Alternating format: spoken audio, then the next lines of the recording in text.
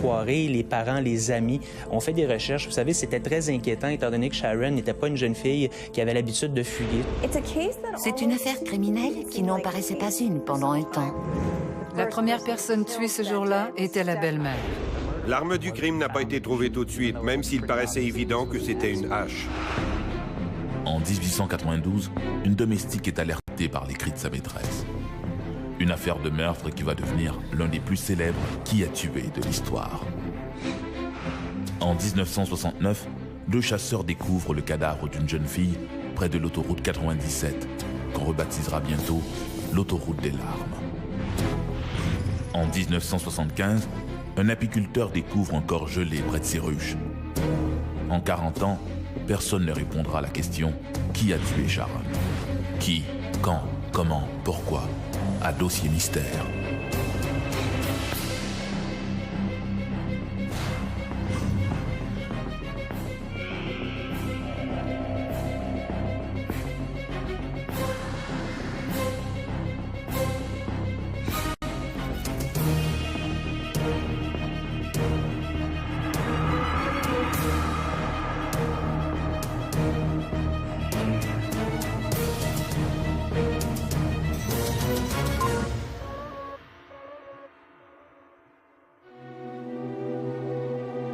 Les meurtres non résolus ont quelque chose de révoltant et de fascinant.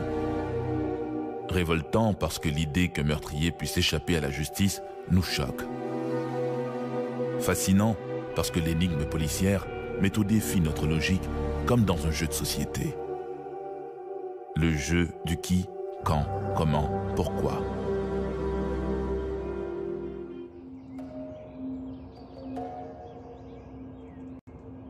Dans sa chambre du 3e étage, Bridget Sullivan somnole. La domestique est montée s'étendre quelques instants. Depuis le déjeuner, elle a l'estomac à l'envers. Il faut dire que la soupe au mouton servie un peu plus tôt n'était pas des plus fraîches. Et la canicule qui règne à l'extérieur n'aide en rien son état. L'air est étouffant. Étendue sur le dos, elle essaie de se détendre. Seul le tic-tac de l'horloge placée sur sa commode brise le silence de la maison. Bridget, Bridget, Bridget, venez vite. Père est mort. Quelqu'un est venu et l'a tué. Bridget a reconnu la voix. C'est celle de Miss Lizzie, la fille cadette de ses maîtres, Andrew et Abby Borden.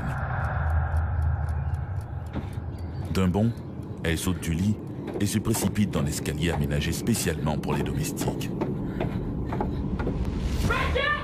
En pénétrant dans la salle de séjour, sur une petite causeuse, gît le corps affalé d'Andrew Borden. Bridget est horrifiée. Qui a bien pu commettre tel crime? Cette question va devenir l'une des grandes énigmes policières de l'histoire américaine.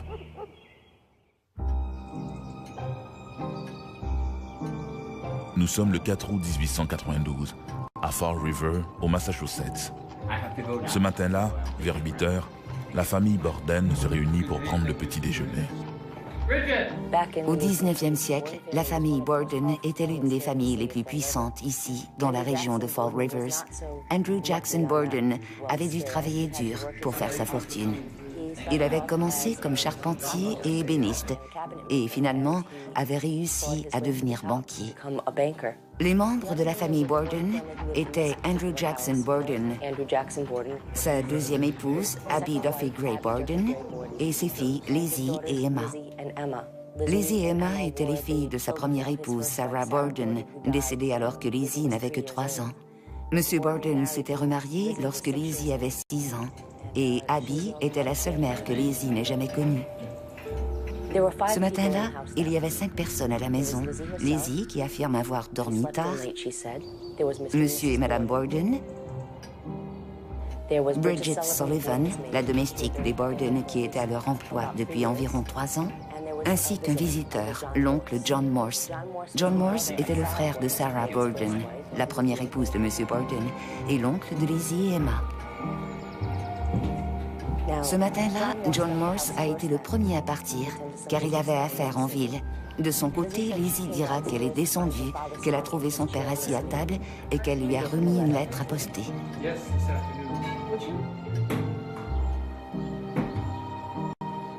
À la fin du repas, Abby et Bridget s'activent déjà aux corvées ménagères. Ce matin-là, la domestique doit laver les carreaux à l'intérieur et à l'extérieur. Mais celle-ci est soudain prise de nausée et demande à Madame Borden d'être excusée. Elle se plaint de la viande pas très fraîche du repas de la veille. La marâtre est loin de manifester la moindre sympathie pour la domestique. Elle exige qu'elle s'acquitte de ses tâches avant d'aller se reposer. Ce que la jeune Irlandaise fait enfin aux alentours de 10 heures. À peu près au même moment, Andrew Borden revient du bureau de poste. Après avoir parcouru son courrier, il se retire dans un petit salon du second pour y lire le journal.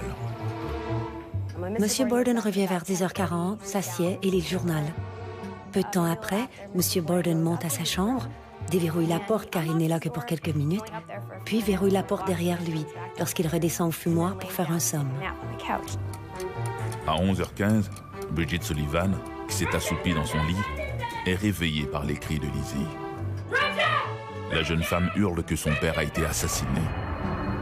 Paniquée, Bridget dévale l'escalier qui débouche dans le fumoir pour se retrouver face à Lizzie, visiblement sous le choc. Lizzie découvre la scène et appelle tout de suite la domestique qui est au 3e étage parce qu'elle ne se sent pas bien et l'envoie chercher un médecin et de l'aide. À ce moment, le docteur Bond n'est pas chez lui, il fait sa tournée, alors elle laisse le message à son épouse. Bridget revient en courant et traverse la rue. Lizzie est toujours dans la maison, derrière la porte moustiquaire fermée.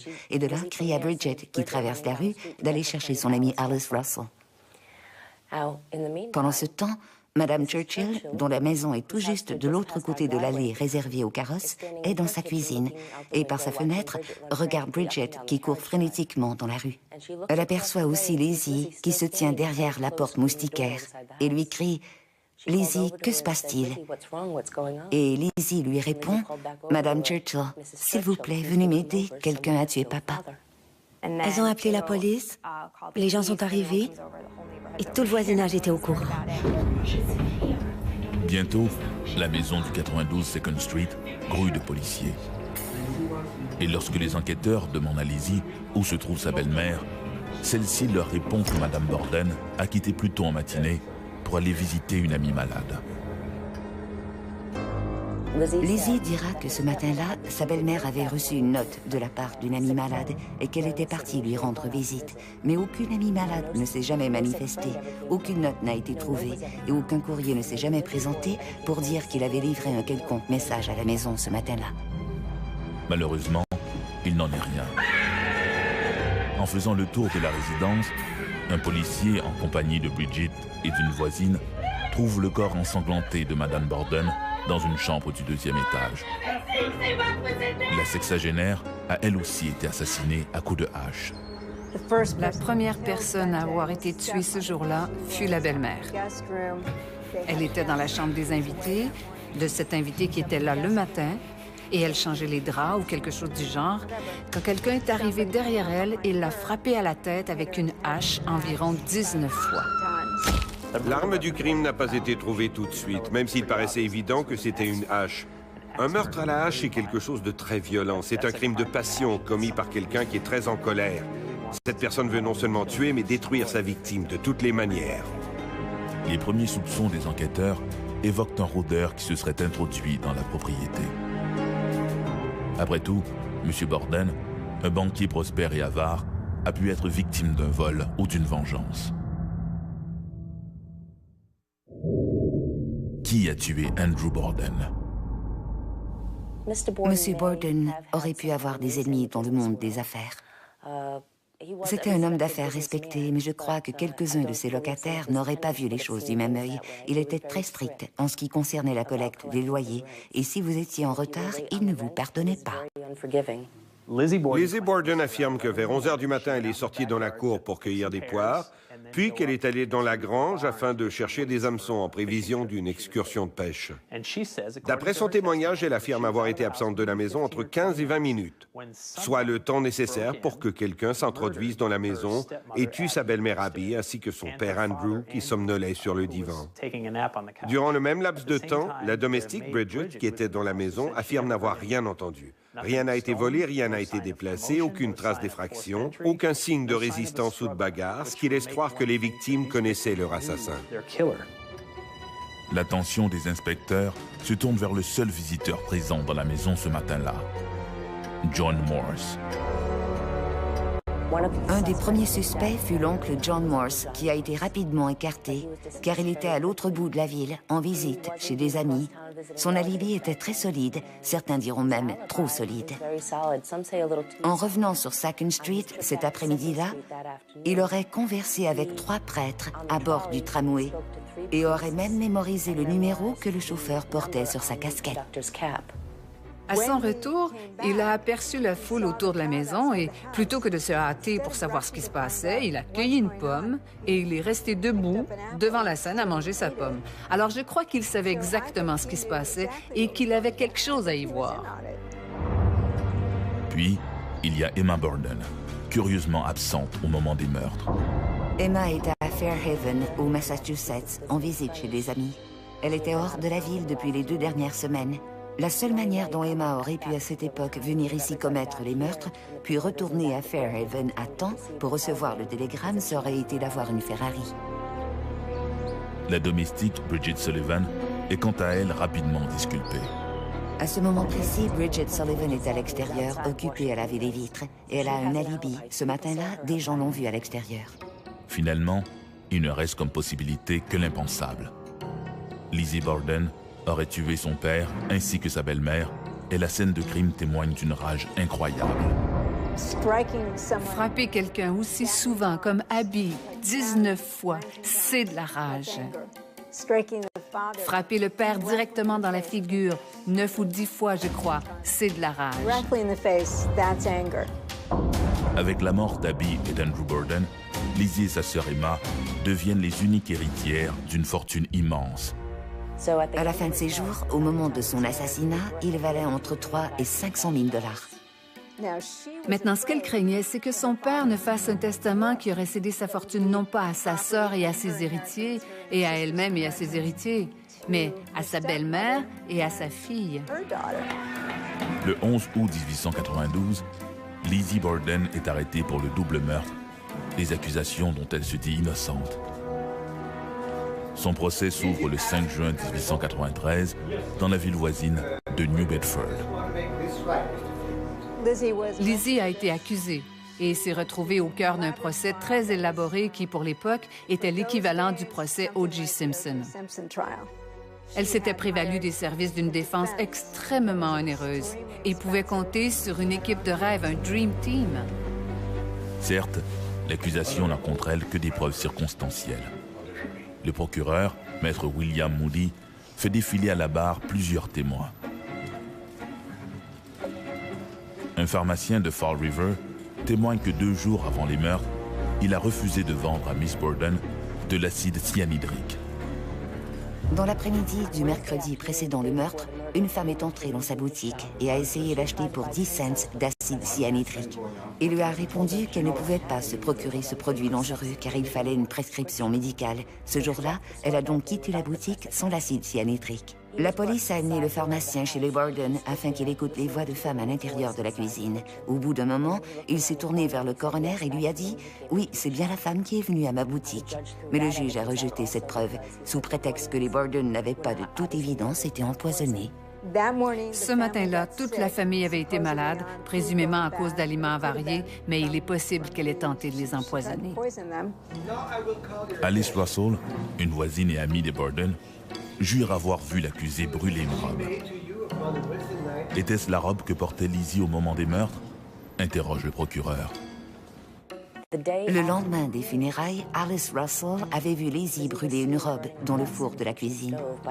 Ce fait a été évoqué au procès. Mais le juge a rejeté ce témoignage, sous prétexte que ce n'est pas un crime de brûler une vieille robe. Bridget Sullivan, la domestique, contredit une partie des affirmations de la principale intéressée.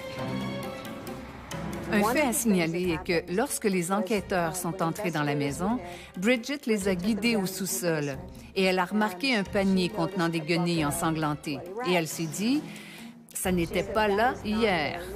Et Lizzie a répondu, oui, ça y était, j'avais mes règles et j'ai posé ça là. Mais ça pourrait très bien être les guenilles dont se serait servi Lizzie pour s'essuyer le visage et qu'elle aurait posé là avant d'appeler Bridget à l'aide. Elle avait une petite tache de sang, mais elle prétendait qu'elle avait ses règles. Le jury étant entièrement composé d'hommes, il n'avait pas la liberté de poser de questions sur ses affaires strictement féminines. Le fait que Lizzie Borden soit une femme de bonne famille influence les décisions du juge Albert Mason dans l'admission des preuves potentielles. Après l'audition des témoins de l'accusation, Maître George Robinson appelle sa cliente à la barre. Mais le témoignage en défense de Lizzie Borden paraît tissé de fil blanc. Elle présente une histoire qui ne tient pas debout. D'abord, elle affirme qu'après avoir rencontré son père et qu'il soit allé dans le fumoir, elle a une envie de manger, alors elle se dirige vers la grange pour chercher des hameçons pour l'excursion de pêche qu'elle prépare. Ensuite, elle change son histoire et dit qu'elle cherche un fil d'acier pour réparer un moustiquaire de la maison. Elle va dans la grange et cueille des poires parce qu'il y a des poiriers dans la cour. Mais elle n'arrive pas à être cohérente. Elle change continuellement de version à propos de là où elle est, à quel moment elle y est, tout dépendant à qui elle parle et à quel moment. Une autre preuve qui sera mise de côté, et c'en est une d'importance, c'est l'ensemble du témoignage de Lizzie. Durant ces 3 jours de témoignage, le procureur avait souligné pas moins de 50 contradictions. Il avait mis 10 mois à préparer sa cause contre elle, et maintenant, toutes les preuves qu'il avait venaient de disparaître. Pour son avocat, Maître George Robinson, toutes ces accusations ne reposent que sur des spéculations gratuites. Où sont les preuves? Où est l'arme du crime? Et où est passé le sang sur les vêtements de sa cliente? N'est-ce pas là la preuve de son innocence? À l'issue de 2 semaines d'interminables dépositions, le jury met moins d'1 heure pour rendre son verdict. Non coupable. Toutes les preuves circonstancielles la pointent du doigt, les moindres étant celles de collusion ou de complicité. Et elle est acquittée. Elle est acquittée essentiellement parce que la poursuite a fondé sa cause sur le raisonnement suivant. Si ce n'est pas léser la coupable, alors qui est-ce? Elle fut acquittée, mais ça ne veut pas dire qu'elle était innocente. Elle fut acquittée et elle est retournée vivre le reste de sa vie à Fall River comme une femme solitaire. Lizzie Borden est libre. Libre de profiter de son héritage, mais elle vit comme un paria. Lizzie, sa sœur Emma, achète une maison de l'autre côté de Fall River appelée Maplecroft. Et elle vit là avec une sorte de nuage noir au-dessus de la tête pour le reste de ses jours. Lizzie mène un grand train à Maplecroft. Elle avait 2 grandes chambres, faisait des fêtes somptueuses avec des vedettes de cinéma et avait des compagnons qu'elle n'arrivait pas à garder. En 1905, Emma quitta la maison et les 2 sœurs ne se reparleront plus jamais. Les rumeurs populaires lui prêtent une liaison avec la jolie comédienne Nance O'Neill, qui lui est demeurée fidèle. En 1913, sa sœur Emma déménage à quelques rues de Maplecroft. Elle n'adressera plus jamais la parole à sa sœur. Aurait-elle surpris Lizzie dans une situation scabreuse? A-t-elle découvert que sa cadette n'était pas aussi innocente qu'elle le croyait? Emma ne commentera jamais les raisons de cette séparation définitive de sa sœur. La seule personne à qui nous savons qu'Emma a confié ses motifs d'avoir quitté Maplecroft est son révérend pasteur. Bien sûr, il n'a jamais rien répété à personne. Il a simplement suggéré qu'elle s'était sortie d'un mauvais pas. Aujourd'hui, la maison du 92 Second Street a été transformée en un bed and breakfast où, pour quelques dollars, on peut dormir dans la chambre où Madame Borden a été assassinée. On dit l'endroit hanté par des âmes troublées. Voilà qui est intéressant. Cette maison est là depuis plus d'1 siècle et demi et les Borden n'ont vécu là que quelques décennies. C'était une maison de chambre et toutes sortes de gens l'ont fréquentée. Et si vous reculez dans l'histoire, vous découvrirez que ce ne sont pas les seules personnes à être mortes dans la propriété. Ce ne sont même pas les 2 seuls Borden à y être morts. Je n'ai jamais aimé dire « cette maison est hantée ». Je préfère dire « la maison est active ». J'ai aménagé dans cette maison il y a 7 ans et j'étais une sceptique à l'époque. Aujourd'hui, en toute confidence, je puis vous dire que j'ai changé d'idée à propos de ce qui se passe dans cette maison. Oui, elle est très, très active. L'affaire Lizzie Borden demeure l'un des plus célèbres whodunit, qui a tué, de l'histoire criminelle américaine. Une vingtaine de livres lui ont été consacrés. Et jusqu'ici, le mystère persiste.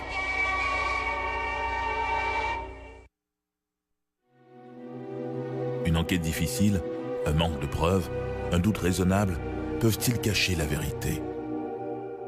Avec le temps, le mystère se nourrit de toutes les hypothèses. Sur la scène de la vie, les meurtres peuvent être maquillés en accident, en fugue ou en disparition. Un meurtre déguisé en disparition et un assassin anonyme, les ingrédients du crime parfait. Comme dans l'affaire de l'autoroute des larmes.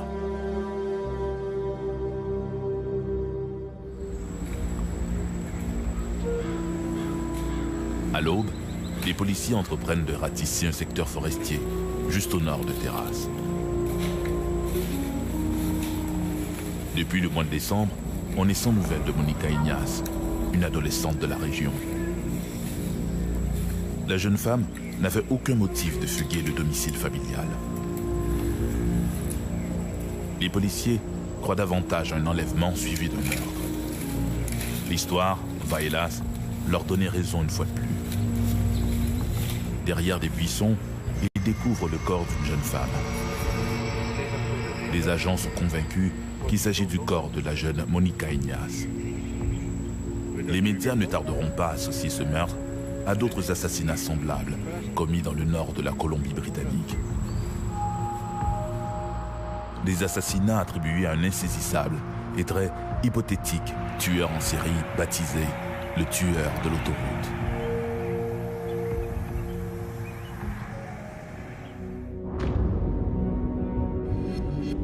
Confrontés à une nature sauvage et démesurée, les habitants des Rocheuses canadiennes sont concentrés au sud, près de Vancouver, de Victoria et Kelowna. Au nord, de petites agglomérations majoritairement autochtones sont clairsemées le long des 2 seuls axes routiers au-delà du 50e parallèle. La route 97 nord-sud, qui va de Prince George jusqu'en Alaska, et la route 16 est-ouest, qui mène à la côte du Pacifique. De Prince George à Prince Rupert, il y a environ 800 km. Et le long de cette autoroute, il y a plusieurs segments déserts où on ne trouve que des villages d'Autochtones qui ont très peu de services publics de transport. Faire de l'autostop était une pratique très fréquente.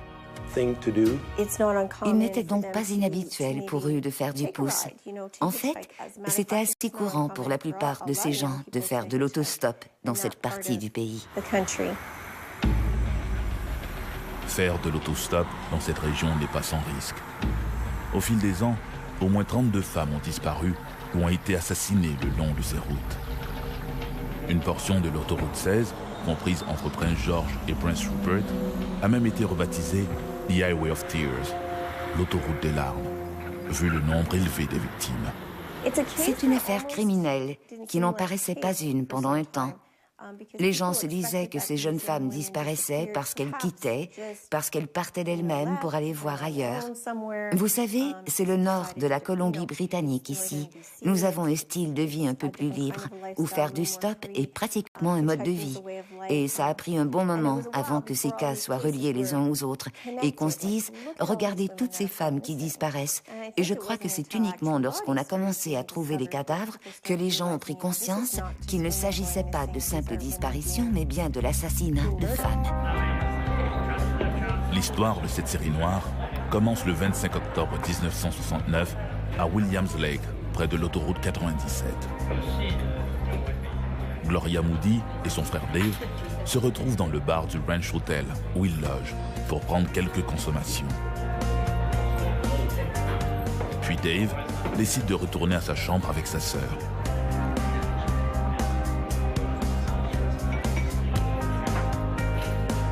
En voulant souhaiter bonne nuit à sa sœur, Dave réalise que celle-ci ne l'a pas suivi. Il pense que Gloria s'est probablement attardée quelques minutes pour discuter avec des clients du bar. Le lendemain, 2 chasseurs découvrent le corps de la jeune femme dans un boisé à 10 km de là. Son corps porte des marques de violence. Pour les enquêteurs de la GRC, la jeune femme a sans doute été victime d'un client trop entreprenant. Pour eux, il s'agit d'un crime isolé. Moins d'1 an plus tard, Micheline Paré, une jeune voyageuse originaire du Québec, disparaît au nord de Prince George. Le 8 août 1970, des randonneurs découvrent son corps dans ce secteur isolé près de Tompkins Ranch.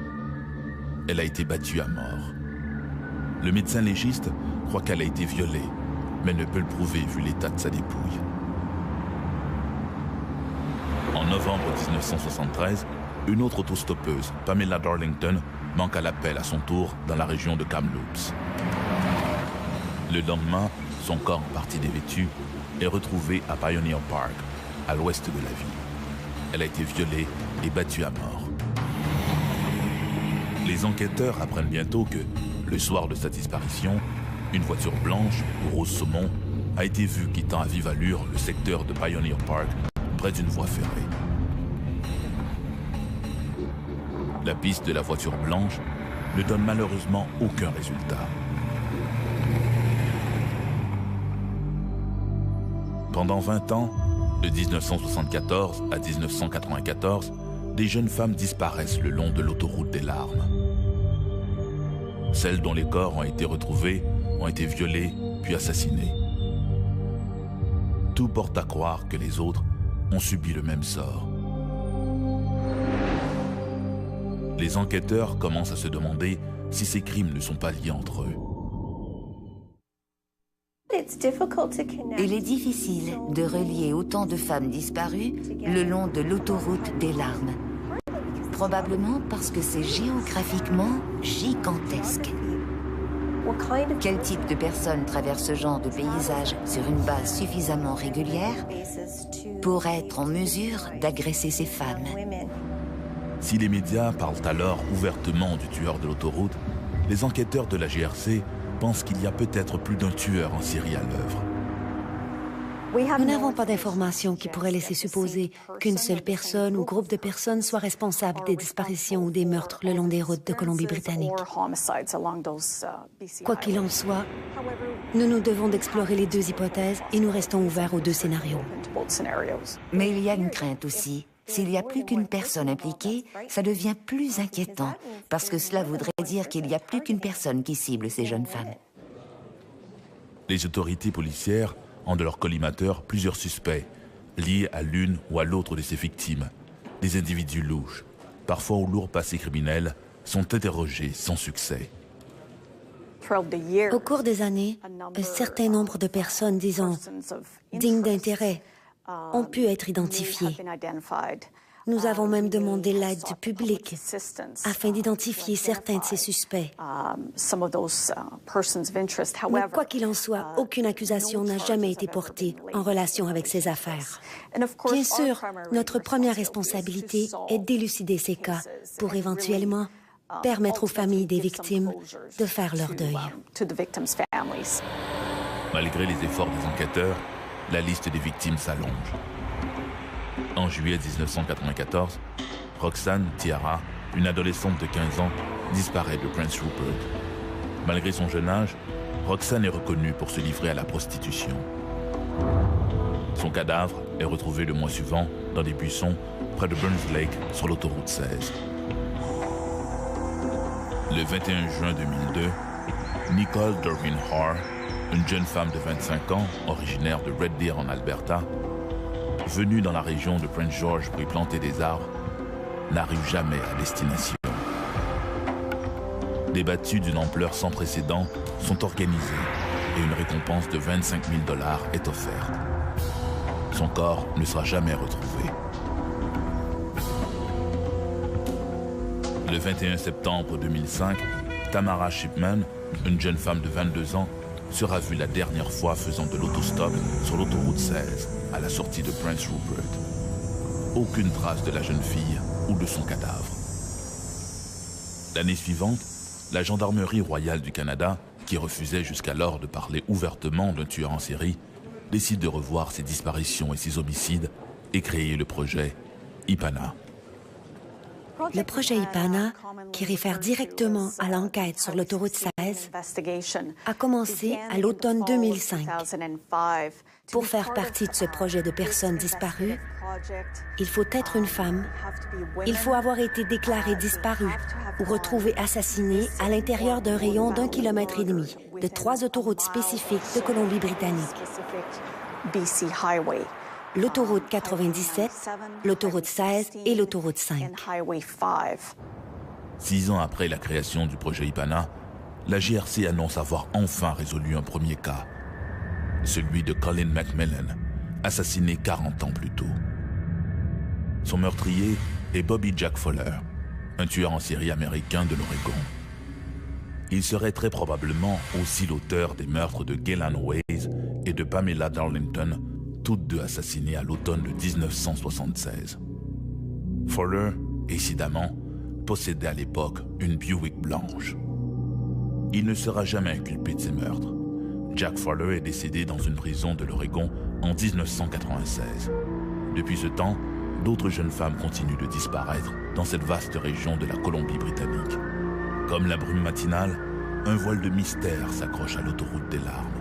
Les familles des victimes attendent en vain une réponse et une consolation à leur immense chagrin. L'équipe d'enquêteurs d'IPANA avait eu pour mission de trouver un nom qui serait en rapport avec la douleur que vivent les familles des victimes. Et Pana, dans la mythologie inuit, réfère à la déesse Pana, une divinité qui, d'après la croyance, veille sur l'âme des humains qui séjournent dans le monde des esprits en attendant qu'ils soient réincarnés. Sans résolution, les âmes errantes des jeunes victimes planeront éternellement au-dessus de ce coin de paradis dans les Rocheuses canadiennes.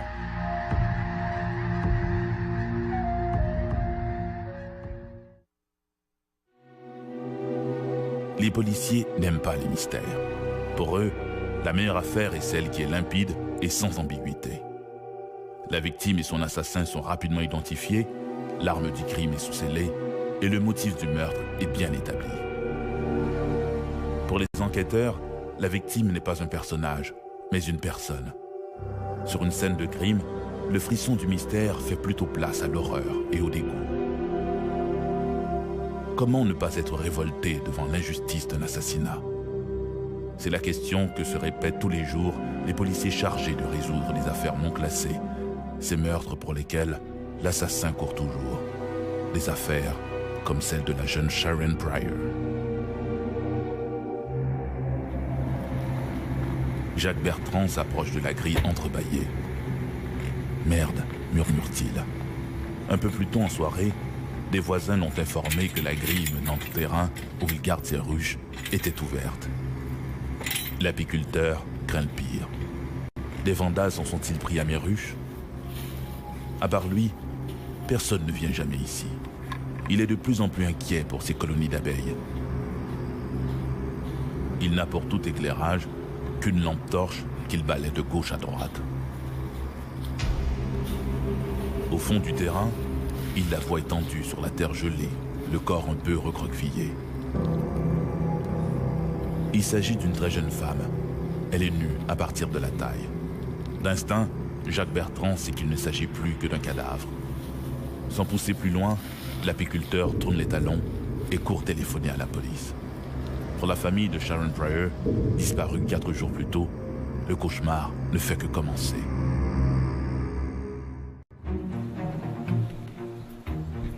À la veille de Pâques, en ce samedi 29 mars 1975, Sharon Pryor s'est levée tôt dans le modeste logis de la rue Congrégation à Montréal.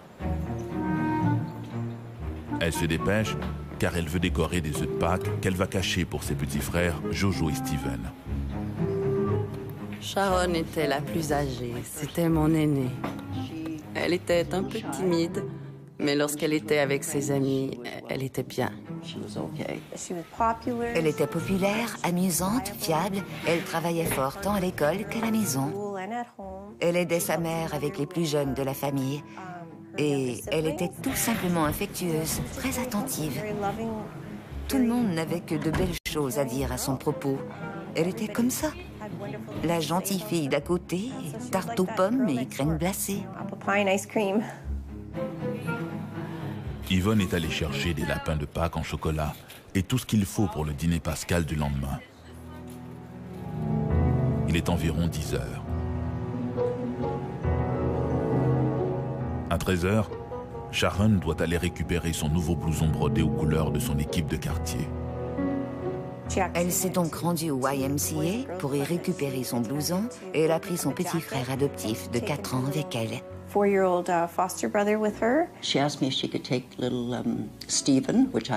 Elle m'a demandé si elle pouvait amener le petit Steven pour qui je servais de famille d'accueil. Elle est donc allée chercher son blouson, mais il n'avait pas sa taille. Elle a quand même pris celui de son amie Debbie et en rentrant à la maison, elle est allée le livrer chez elle, sur la rue Charon. Ensuite, elle est rentrée à la maison et s'est mise à peindre des œufs de Pâques. Elle a fait bouillir environ 8 œufs et elle s'est mise à les peindre. Elle voulait les offrir au petit Steven et à son frère.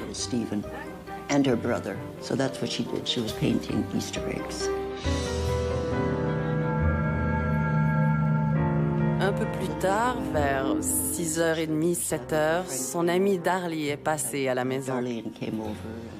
Elle était habillée pour sortir et se préparait à aller à la pizzeria pour rencontrer ses amis. Elle était de bonne humeur, elle riait. Elle se tenait dans la cuisine et essayait différentes tenues. Non pas qu'elle était nue, elle montait à l'étage, essayait un vêtement et me demandait mon opinion et celle de son amie. C'était très amusant de se changer comme ça. À un moment donné, elle m'a demandé si elle pouvait m'emprunter un de mes vêtements. Vous savez, c'est très fille, ça, s'emprunter des vêtements. Ce samedi soir 29 mars, Sharon quitte le domicile pour se rendre à Marina's Pizzeria pour y rencontrer ses copines. En temps normal, Yvonne Pryor, la mère de Sharon, ne s'inquiète pas outre mesure. Mais ce soir-là, sans savoir pourquoi, elle a un mauvais pressentiment. Eh bien, la mère de Sharon Pryor était très prudente. C'était une famille très unie et ils prenaient bien soin de rester en contact quand Sharon sortait. On avait convenu d'une heure précise pour le couvre-feu et quand Sharon prévoyait dépasser l'heure, elle ne manquait jamais de téléphoner. Ça, c'était leur routine habituelle. Vers 11h, j'ai ouvert la porte du haut afin de voir si Sharon était au sous-sol, mais elle n'était pas là.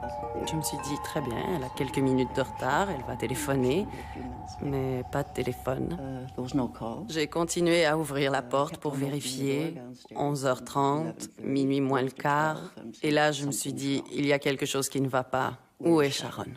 Immédiatement, Yvonne s'est inquiétée. Aussi, dès 1h du matin, elle avait fait toute une série d'appels téléphoniques auprès de différentes personnes afin de trouver où elle pouvait être. J'ai commencé par appeler ses amis. J'ai d'abord appelé Marie. Elle m'a dit « Non, Madame Pryor, je ne l'ai pas vue. Elle n'est pas venue à la pizzeria. » Ensuite, j'ai appelé Debbie et Debbie m'a dit la même chose. Détail inquiétant, au gré de ces appels, Yvonne apprend qu'en début de soirée, une jeune femme a été agressée à l'arme blanche près de la pizzeria. N'eût été l'intervention de 2 passants, la jeune femme aurait sans doute été violée. La crainte était que Sharon ait pu peut-être croiser le chemin de cet agresseur, qui, frustré de n'avoir pu obtenir ce qu'il voulait lors de sa première tentative, aurait alors agressé Sharon. D'autant plus que les lieux de cette agression se trouvent entre le domicile des Pryor et la Marina's Pizzeria.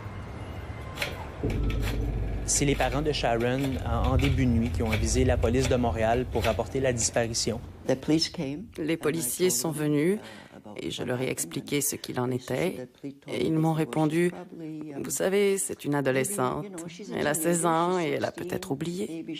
Elle est peut-être chez des amis, peut-être même qu'elle a bu. » Il m'a dit, « Appelez-moi demain matin si elle n'est pas rentrée. Si vous n'avez toujours pas de nouvelles, rappelez-nous. » Le lendemain matin, j'ai appelé les policiers vers 9 h. Je n'avais pas dormi de la nuit, j'en étais incapable. J'étais très fatiguée. J'ai donc appelé la police et ils sont venus. Ils m'ont demandé si j'avais une photo de Sharon et ils m'ont dit qu'ils allaient remplir un rapport de disparition. Durant tout le week-end, qui coïncide avec la fête de Pâques, une kyrielle de bénévoles organise des fouilles minutieuses dans tout le quartier. Tous les hangars, tous les terrains vagues et tous les bâtiments abandonnés sont passés au peigne fin, sans succès. Les policiers n'ont pas fait de recherche. Ils m'ont dit qu'ils ne pouvaient pas entamer des recherches, du moins pas des recherches sur le terrain avant 24 heures, mais qu'ils allaient publier sa photo. Alors nous arrivons au lundi matin et la police arrive. Je regarde par la fenêtre arrière et j'aperçois plusieurs policiers qui fouillent la ruelle, les sacs poubelles, les cours arrière des voisins. Le mardi 1er avril, vers 21 h, Jacques Bertrand découvre le corps de l'adolescente. Je suis certaine qu'Yvonne avait encore l'espoir de retrouver sa fille vivante et n'anticipait pas qu'on retrouve son cadavre. Rapidement, les enquêteurs circonscrivent les lieux et trouvent Sharon gisant à demi vêtue. Selon toute vraisemblance, l'adolescente a été violée et battue à mort. Pour la police, l'agresseur de Sharon Pryor est un familier du secteur. Il a sans doute présumé que les activités apicoles ne reprendraient que beaucoup plus tard dans la saison et qu'à ce moment-là, sa victime ne serait plus qu'un squelette. Sa petite culotte, accrochée à une branche, et son jean sont retrouvés à quelques mètres de là. Les enquêteurs, durant cette enquête-là, ont tenté d'établir des relations avec d'autres événements similaires survenus, que ce soit avant ou après. On sait que le 29 mars 1975, Sharon a été enlevée à Pointe-Saint-Charles et que quelques minutes avant son enlèvement, un événement similaire est survenu à Montréal. Donc, bien entendu, on a consulté ce dossier-là, à l'époque pris par la police de Montréal, pour tenter de faire des relations avec la disparition de Sharon, l'enlèvement de Sharon, mais malheureusement, aucun lien nous ont permis de procéder à l'arrestation ou de cibler vraiment un suspect en particulier. L'assassinat de Sharon Pryor glisse peu à peu dans le dossier des cold cases, ces affaires non classées et irrésolues. En 2004, presque 30 ans après le meurtre de l'adolescente, la police réactive l'enquête qui, dans les faits, n'a jamais vraiment été fermée. Donc, en 2004, l'information qui est parvenue aux enquêteurs à l'effet que la jeune Sharon Pryor aurait pu être détenue à un certain moment dans les 3 jours à l'intérieur d'un garage sur la rue Favard à Pointe-Saint-Charles. Malheureusement, après enquête, c'est impossible pour nous de confirmer que Sharon a été présente dans ce garage-là entre le 29 mars et le 2 avril. J'ai vraiment cru que cette enquête serait résolue très rapidement. J'y ai vraiment cru. Mais pas 37 ans plus tard. Et me voilà assise ici aujourd'hui.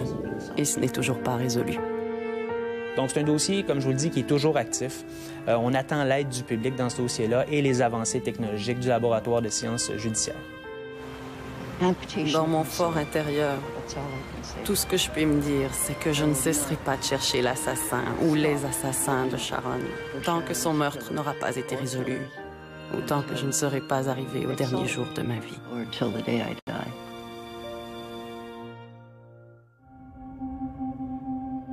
Qui, quand, comment, pourquoi? Sans réponse à ces questions, une enquête policière s'enlise et pourrait bien se terminer aux affaires non classées.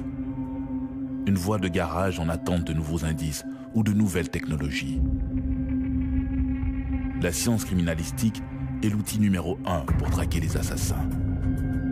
Si Scotland Yard avait disposé de nos connaissances actuelles, Jack l'Éventreur ne serait jamais devenu une énigme. Et Lizzie Borden aurait fini au bout d'une corde. Mais il y a encore trop d'affaires non classées. Trop de Sharon Pryor, de Ramona Wilson ou d'Alberta Williams qui méritent que la justice parle en leur nom.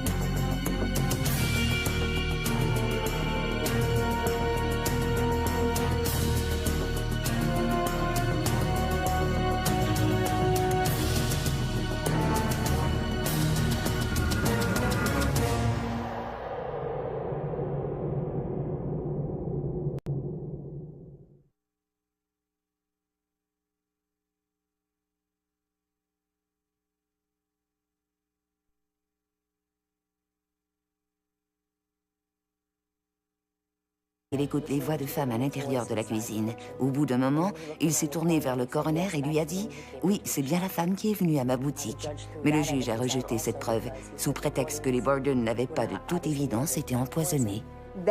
Ce matin-là, toute la famille avait été malade, présumément à cause d'aliments avariés, mais il est possible qu'elle ait tenté de les empoisonner.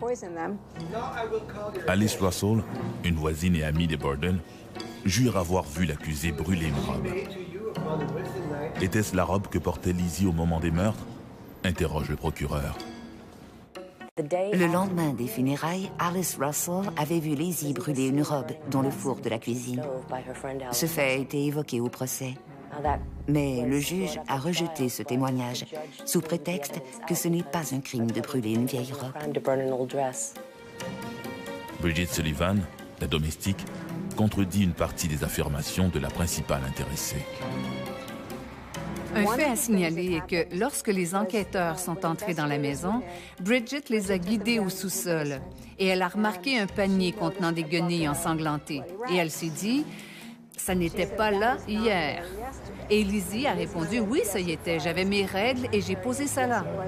Mais ça pourrait très bien être les guenilles dont se serait servi Lizzie pour s'essuyer le visage et qu'elle aurait posé là avant d'appeler Bridget à l'aide. Elle avait une petite tache de sang, mais elle prétendait qu'elle avait ses règles. Le jury étant entièrement composé d'hommes, il n'avait pas la liberté de poser de questions sur ces affaires strictement féminines. Le fait que Lizzie Borden soit une femme de bonne famille influence les décisions du juge Albert Mason dans l'admission des preuves potentielles. Après l'audition des témoins de l'accusation, Maître George Robinson appelle sa cliente à la barre. Mais le témoignage en défense de Lizzie Borden paraît tissé de fil blanc. Elle présente une histoire qui ne tient pas debout. D'abord, elle affirme qu'après avoir rencontré son père et qu'il soit allé dans le fumoir, elle a une envie de manger, alors elle se dirige vers la grange pour chercher des hameçons pour l'excursion de pêche qu'elle prépare. Ensuite, elle change son histoire et dit qu'elle cherche un fil d'acier pour réparer un moustiquaire de la maison. Elle va dans la grange et cueille des poires parce qu'il y a des poiriers dans la cour.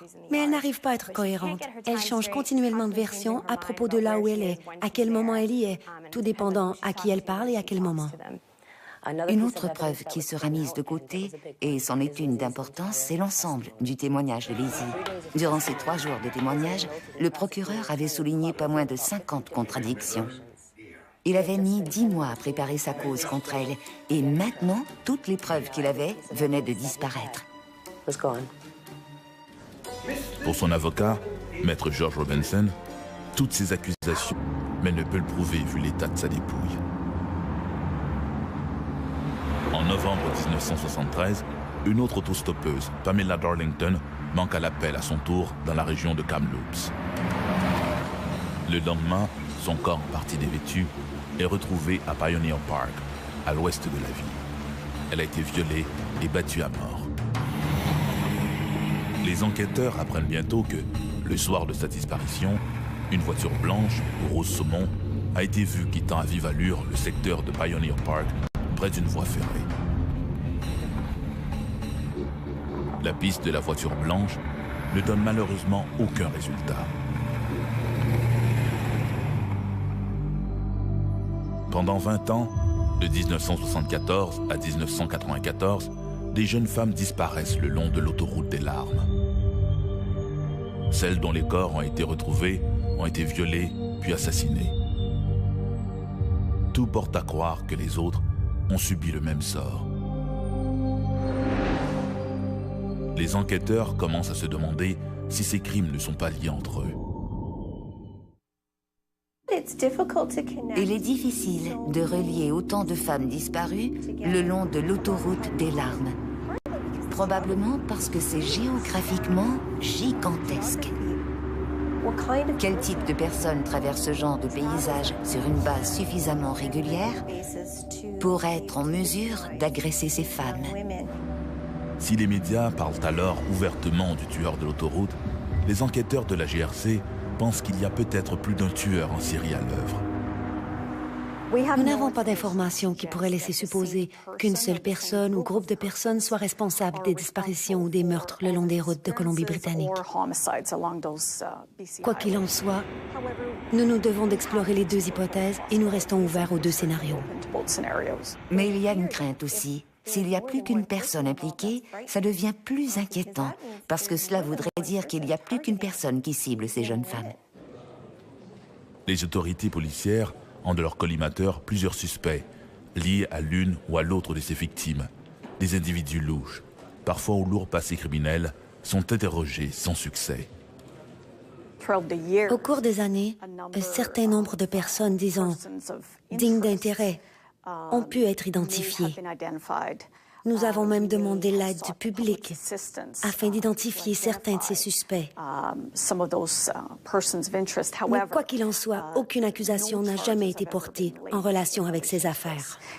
Bien sûr, notre première responsabilité est d'élucider ces cas pour éventuellement permettre aux familles des victimes de faire leur deuil.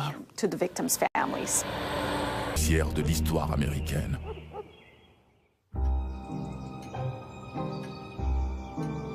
Nous sommes le 4 août 1892, à Fall River, au Massachusetts. Ce matin-là, vers 8 heures, la famille Borden se réunit pour prendre le petit déjeuner. Au 19e siècle, la famille Borden était l'une des familles les plus puissantes ici, dans la région de Fall Rivers. Andrew Jackson Borden avait dû travailler dur pour faire sa fortune. Il avait commencé comme charpentier et ébéniste et finalement avait réussi à devenir banquier. Les membres de la famille Borden étaient Andrew Jackson Borden, sa deuxième épouse, Abby Duffy Gray Borden, et ses filles Lizzie et Emma.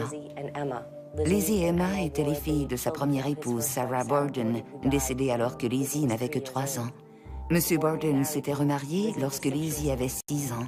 Et Abby était la seule mère que Lizzie n'ait jamais connue. Ce matin-là, il y avait 5 personnes à la maison. Lizzie, qui affirme avoir dormi tard, Monsieur et Madame Borden, Bridget Sullivan, la domestique des Borden qui était à leur emploi depuis environ 3 ans, ainsi qu'un visiteur, l'oncle John Morse. John Morse était le frère de Sarah Borden, la première épouse de Monsieur Borden, et l'oncle de Lizzie et Emma. Ce matin-là, John Morse a été le premier à partir, car il avait affaire en ville. De son côté, Lizzie dira qu'elle est descendue, qu'elle a trouvé son père assis à table et qu'elle lui a remis une lettre à poster.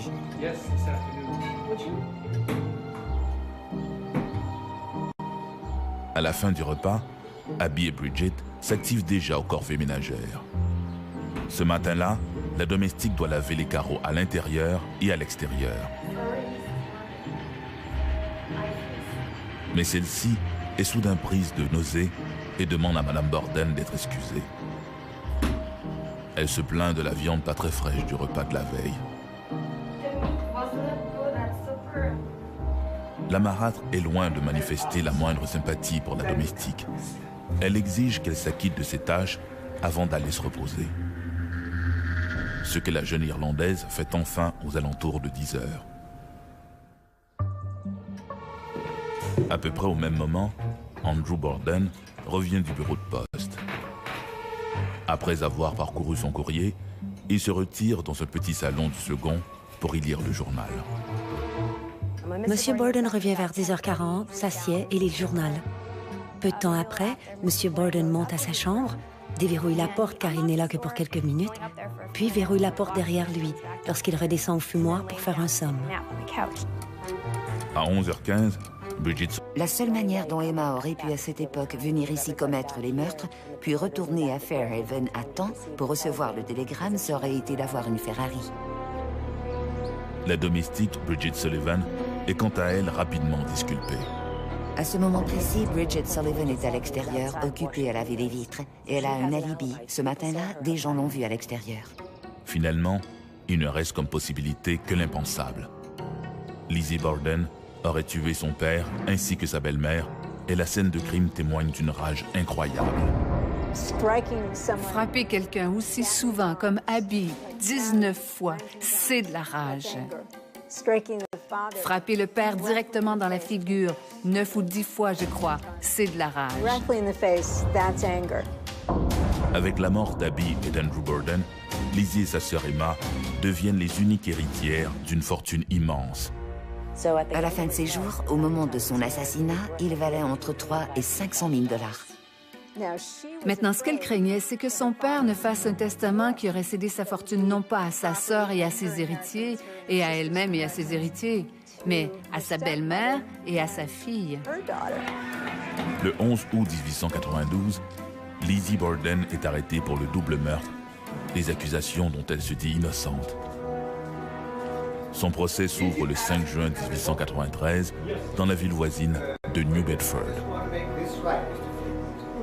Lizzie a été accusée et s'est retrouvée au cœur d'un procès très élaboré qui, pour l'époque, était l'équivalent du procès O.J. Simpson.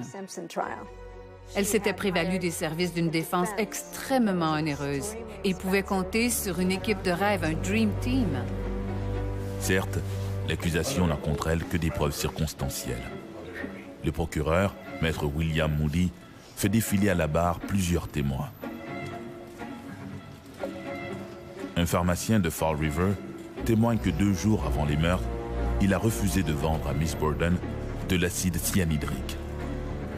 Dans l'après-midi du mercredi précédant le meurtre, une femme est entrée dans sa boutique et a essayé d'acheter pour 10 cents d'acide cyanhydrique.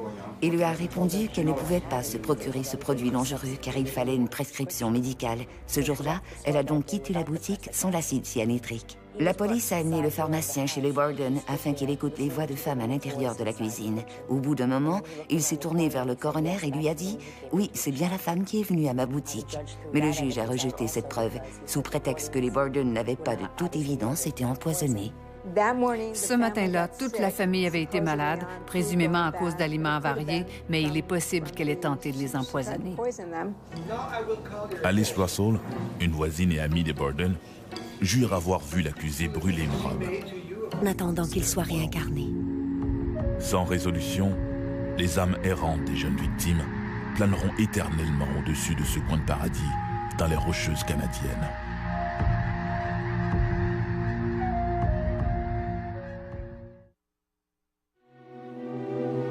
Les policiers n'aiment pas les mystères.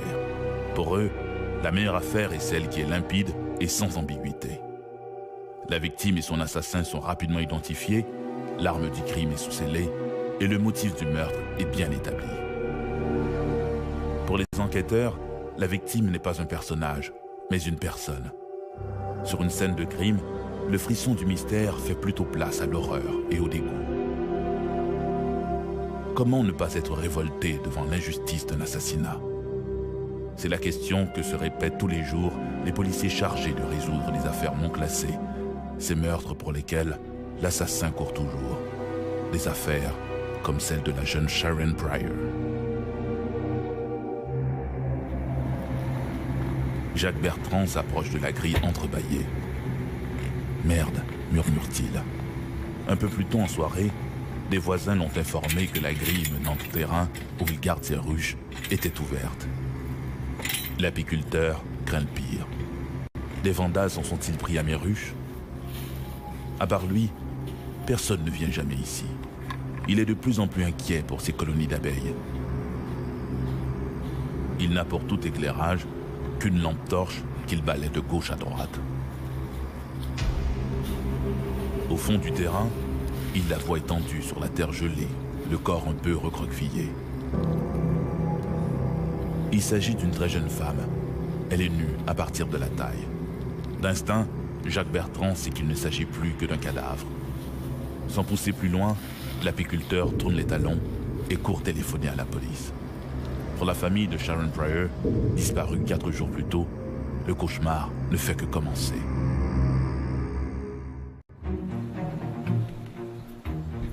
À la veille de Pâques, en ce samedi 29 mars 1975, Sharon Pryor s'est levée tôt dans le modeste logis de la rue Congrégation à Montréal. Elle se dépêche car elle veut décorer des œufs de Pâques qu'elle va cacher pour ses petits frères Jojo et Steven. Sharon était la plus âgée, c'était mon aînée. Elle était un peu timide, mais lorsqu'elle était avec ses amis, elle était bien.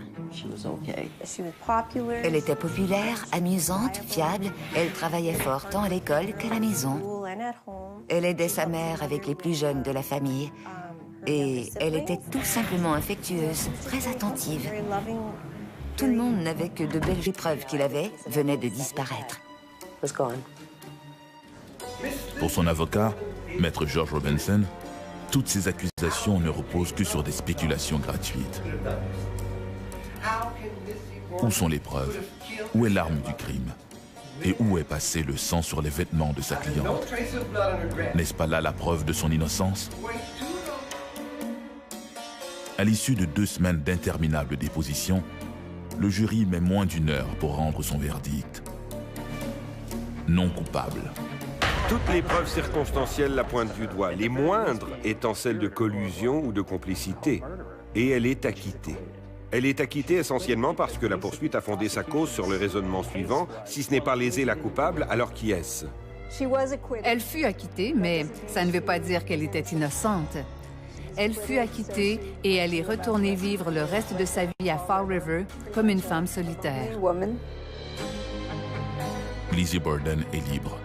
Libre de profiter de son héritage, mais elle vit comme un paria. Lizzie, sa sœur Emma, achète une maison de l'autre côté de Fall River appelée Maplecroft. Et elle vit là avec une sorte de nuage noir au-dessus de la tête pour le reste de ses jours. Lizzie mena grand train à Maplecroft. Elle avait 2 grandes chambres, faisait des fêtes somptueuses avec des vedettes de cinéma et avait des compagnons qu'elle n'arrivait pas à garder. En 1905, Emma quitta la maison et les 2 sœurs ne se reparleront plus jamais. Les rumeurs populaires lui prêtent une liaison avec la jolie comédienne Nance O'Neill, qui lui est demeurée fidèle. En 1913, sa sœur Emma déménage à quelques rues de Maplecroft. Elle n'adressera plus jamais la parole à sa sœur. Aurait-elle surpris Lizzie dans une situation scabreuse? A-t-elle découvert que sa cadette n'était pas aussi innocente qu'elle le croyait? Emma ne commentera jamais les raisons de cette séparation définitive de sa sœur.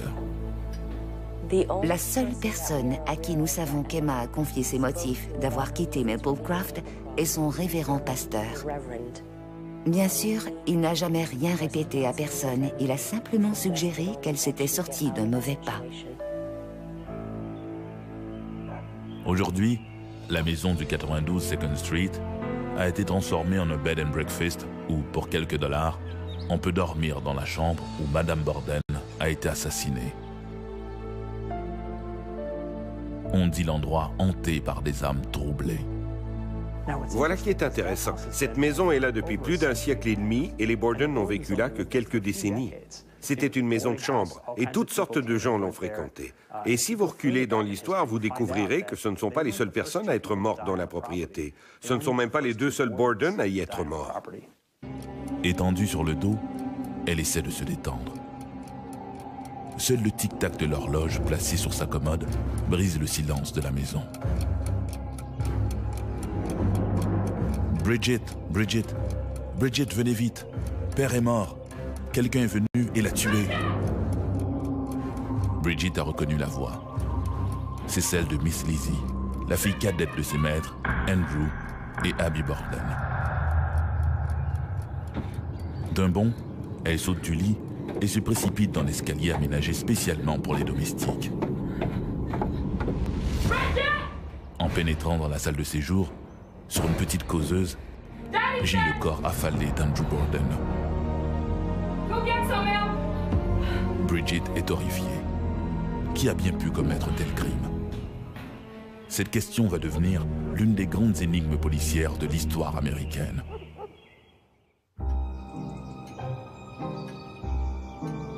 Nous sommes le 4 août 1892, à Fall River, au Massachusetts. Ce matin-là, vers 8 heures, la famille Borden se réunit pour prendre le petit déjeuner. Au 19e siècle, la famille Borden était l'une des familles les plus puissantes ici, dans la région de Fall Rivers. Andrew Jackson Borden avait dû travailler dur pour faire sa fortune. Il avait commencé comme charpentier et ébéniste et finalement avait réussi à devenir banquier. Les membres de la famille Borden étaient Andrew Jackson Borden, sa deuxième épouse, Abby Duffy Gray Borden, et ses filles Lizzie et Emma. Lizzie et Emma étaient les filles de sa première épouse, Sarah Borden, décédée alors que Lizzie n'avait que 3 ans. Monsieur Borden s'était remarié lorsque Lizzie avait 6 ans, et Abby était la seule mère que Lizzie n'ait jamais connue. Ce matin-là, il y avait 5 personnes à la maison. Lizzie, qui affirme avoir dormi tard, Monsieur et Madame Borden, Bridget Sullivan, la domestique des Borden qui était à leur emploi depuis environ 3 ans, ainsi qu'un visiteur, l'oncle John Morse. John Morse était le frère de Sarah Borden, la première épouse de Monsieur Borden, et l'oncle de Lizzie et Emma. Ce matin-là, John Morse a été le premier à partir, car il avait affaire en ville. De son côté, Lizzie dira qu'elle est descendue, qu'elle a trouvé son père assis à table et qu'elle lui a remis une lettre à poster.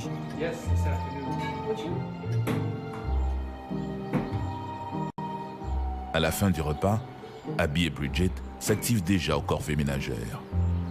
Ce matin-là, la domestique doit laver les carreaux à l'intérieur et à l'extérieur. Mais celle-ci est soudain prise de nausées. Médical. Ce jour-là, elle a donc quitté la boutique sans l'acide cyanhydrique. La police a amené le pharmacien chez les Borden afin qu'il écoute les voix de femmes à l'intérieur de la cuisine. Au bout d'un moment, il s'est tourné vers le coroner et lui a dit « Oui, c'est bien la femme qui est venue à ma boutique. » Mais le juge a rejeté cette preuve, sous prétexte que les Borden n'avaient pas de toute évidence été empoisonnés. Ce matin-là, toute la famille avait été malade, présumément à cause d'aliments avariés, mais il est possible qu'elle ait tenté de les empoisonner.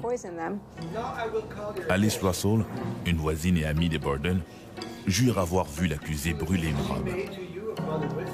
Était-ce la robe que portait Lizzie au moment des meurtres? Interroge le procureur. Le lendemain des funérailles, Alice Russell avait vu Lizzie brûler une robe dans le four de la cuisine.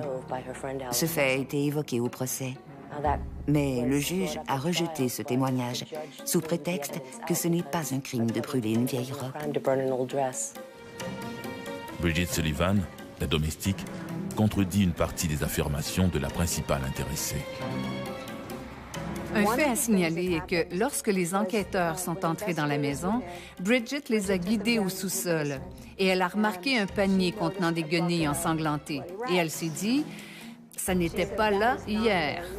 Et Lizzie a répondu « Oui, ça y était, j'avais mes règles et j'ai posé ça là ». Mais ça pourrait très bien être les guenilles dont se serait servi Lizzie pour s'essuyer le visage et qu'elle aurait posé là avant d'appeler Bridget à l'aide. Elle avait une petite tache de sang, mais elle prétendait qu'elle avait ses règles. Le jury étant entièrement composé d'hommes, il n'avait pas la liberté de poser de questions sur ses affaires strictement féminines. Le fait que Lizzie Borden soit une femme de bonne famille influence les décisions du juge Albert Mason dans l'admission des preuves potentielles. Après l'audition des témoins de l'accusation, Maître George Robinson appelle sa cliente à la barre. Mais le témoignage en défense de Lizzie Borden paraît tissé de fil blanc. Elle présente une histoire qui ne tient pas debout.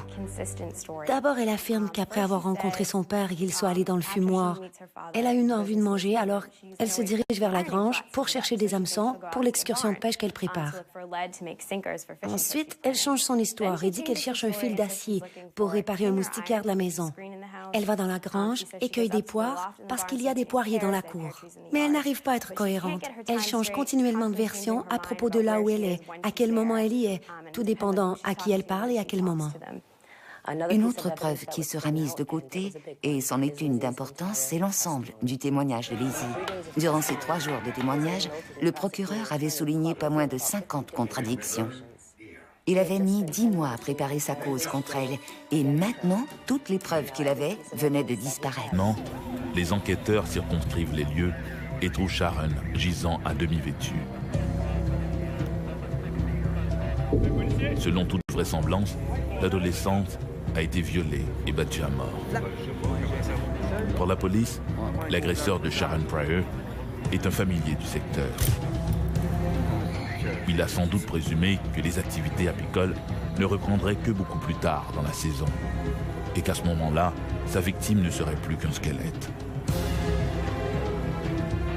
Sa petite culotte, accrochée à une branche, et son jean sont retrouvés à quelques mètres de là. Les enquêteurs, durant cette enquête-là, ont tenté d'établir des relations avec d'autres événements similaires survenus, que ce soit avant ou après. On sait que le 29 mars 1975, Sharon a été enlevée à Pointe-Saint-Charles et que quelques minutes avant son enlèvement, un événement similaire est survenu à Montréal. Donc, bien entendu, on a consulté ce dossier-là, à l'époque pris par la police de Montréal, pour tenter de faire des relations avec la disparition de Sharon, l'enlèvement de Sharon, mais malheureusement, aucun lien nous ont permis de procéder à l'arrestation ou de cibler vraiment un suspect en particulier. L'assassinat de Sharon Pryor glisse peu à peu dans le dossier des cold cases, ces affaires non classées et irrésolues. En 2004, presque 30 ans après le meurtre de l'adolescente, la police réactive l'enquête qui, dans les faits, n'a jamais vraiment été fermée. Donc, en 2004, l'information qui est parvenue aux enquêteurs à l'effet que la jeune Sharon Pryor aurait pu être détenue à un certain moment dans les 3 jours à l'intérieur d'un garage sur la rue Favard à Pointe-Saint-Charles. Malheureusement, après enquête, c'est impossible pour nous de confirmer que Sharon a été présente dans ce garage-là entre le 29 mars et le 2 avril. J'ai vraiment cru que cette enquête serait résolue très rapidement. J'y ai vraiment cru. Mais pas 37 ans plus tard. Et me voilà assise ici aujourd'hui, et ce n'est toujours pas résolu. Donc, c'est un dossier, comme je vous le dis, qui est toujours actif. On attend l'aide du public dans ce dossier-là et les avancées technologiques du laboratoire de sciences judiciaires. Dans mon fort intérieur, tout ce que je peux me dire, c'est que je ne cesserai pas de chercher l'assassin ou les assassins de Sharon, tant que son meurtre n'aura pas été résolu, ou tant que je ne serai pas arrivée au dernier jour de ma vie.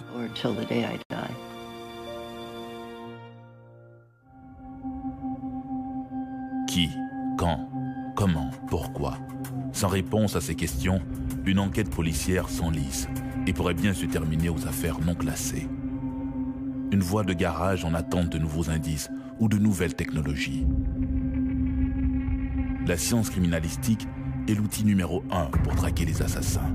A préparé sa cause contre elle, et maintenant, toutes les preuves qu'il avait venaient de disparaître. Pour son avocat, Maître George Robinson, toutes ces accusations ne reposent que sur des spéculations gratuites. Où sont les preuves? Où est l'arme du crime? Et où est passé le sang sur les vêtements de sa cliente? N'est-ce pas là la preuve de son innocence? À l'issue de 2 semaines d'interminables dépositions, le jury met moins d'1 heure pour rendre son verdict. Non coupable. Toutes les preuves circonstancielles la pointent du doigt, les moindres étant celles de collusion ou de complicité. Et elle est acquittée. Elle est acquittée essentiellement parce que la poursuite a fondé sa cause sur le raisonnement suivant: si ce n'est pas lésée la coupable, alors qui est-ce? Elle fut acquittée, mais ça ne veut pas dire qu'elle était innocente. Elle fut acquittée et elle est retournée vivre le reste de sa vie à Fall River comme une femme solitaire. Lizzie Borden est libre. Libre de profiter de son héritage, mais elle vit comme un paria. Lizzie, sa sœur Emma, achète une maison de l'autre côté de Fall River appelée Maplecroft. Et elle vit là avec une sorte de nuage noir au-dessus de la tête pour le reste de ses jours. Lizzie mena rentrait à Maplecroft. Elle avait 2 grandes chambres, faisait des fêtes somptueuses avec des vedettes de cinéma et avait des compagnons qu'elle n'arrivait pas à garder. En 1905, Emma quitta la maison et les 2 sœurs ne se reparleront plus jamais. Les rumeurs populaires lui prêtent une liaison avec la jolie comédienne Nance O'Neill, qui lui est demeurée fidèle. En 1913, sa sœur Emma déménage à quelques rues de Maplecroft. Elle n'adressera plus jamais la parole à sa sœur. Aurait-elle surpris Lizzie dans une situation scabreuse? A-t-elle découvert que sa cadette n'était pas aussi innocente qu'elle le croyait? Emma ne commentera jamais les raisons de cette séparation définitive de sa sœur. La seule personne à qui nous savons qu'Emma a confié ses motifs d'avoir quitté Maplecroft est son révérend pasteur. Bien sûr, il n'a jamais rien répété à personne, il a simplement suggéré qu'elle s'était sortie d'un mauvais pas. Aujourd'hui, la maison du 92 Second Street a été transformée en un bed and breakfast où, pour quelques dollars, on peut dormir dans la chambre où Madame Borden a été assassinée. On dit l'endroit hanté par des âmes troublées. Voilà qui est intéressant. Cette maison est là depuis plus d'un siècle et demi et les Borden n'ont vécu là que quelques décennies. C'était une maison de chambre et toutes sortes de gens l'ont fréquentée. Et si vous reculez dans l'histoire, vous découvrirez que ce ne sont pas les seules personnes à être mortes dans la propriété.